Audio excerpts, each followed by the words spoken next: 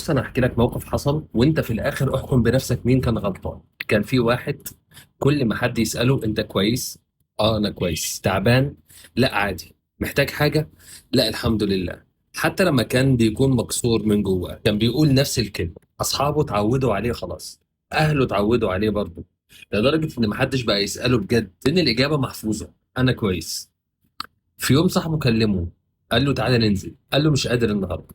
صاحبه ضحك: مش انت اللي ما بتتعبش؟ مش بيجرى لك حاجه وعلى طول كويس؟ قال له تصدق تعبت. صاحبه افتكر انه بيهزر، قال له خلاص بكره تبقى كويس، وقفل. تاني يوم بعت له رساله، ما ردش عليه.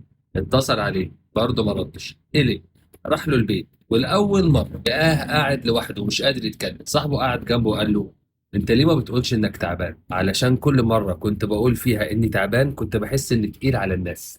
الجملة دي خلت صاحبه في حالة صدمة، لان المشكلة ما كانتش ان مفيش حد بيحبه، المشكلة انه كان مقتنع ان مشاعره عبء على اللي حواليه. في ناس مش محتاجة منك حلول، مش محتاجة تقول لهم ما تزعلش ولا الدنيا هتتحسن.